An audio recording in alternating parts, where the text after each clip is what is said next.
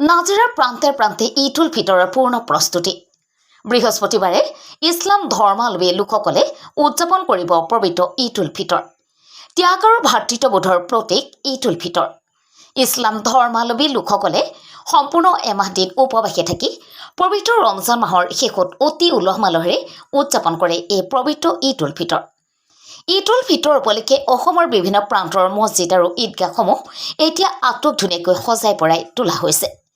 অসমৰ বিভিন্ন প্ৰান্তৰ লগতে শিৱসাগৰ জিলাৰ নাজিৰা উপজিল্লাৰ নাজিৰা নগৰ, শিমলুগুৰি, বিহুবৰ, চন্তক, লক্ষ্মীজান, নামতি, মিছাজান, চামগুৰি, মৰি নামদাং, আদৰ্শ গাঁৱকে নামতি আলিকে আদি কৰি প্ৰায়বিলাক অঞ্চলৰে মছজিদ আৰু ঈদগাহসমূহ নানা ৰঙীন লাইটে আটক-ধুনীয়াকৈ সজাই তোলা হৈছে।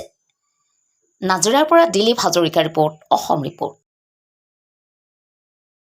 নামতি চাৰিআলি সদৌ নামতি চাৰিআলি মুছলিম যুৱ সমাজ তথা ৰাইজৰ পৰা মই বিশ্ব মানৱলৈ আগন্তুক ঈদ উল ফিতৰৰ শুভেচ্ছা জ্ঞাপন কৰিছোঁ। ঈদ মুবাৰক জনাইছোঁ।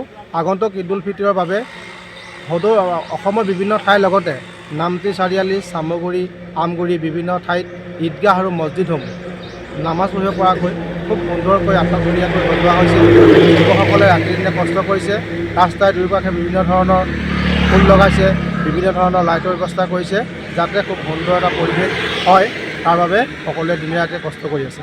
আৰু আমি এইবাৰ আমাৰ নামতি চাৰিআলি কেন্দ্ৰীয় যিখন ঈদগাহ আছে, ঈদগাহখন এখন নতুন কমিটি গঠন হ'ল আৰু এই নতুন সমিতিয়ে খুব সুন্দৰকৈ আটক-ধুনীয়াকৈ এবাৰ তেখেতসকলে আপ্ৰাণ চেষ্টা কৰিছে।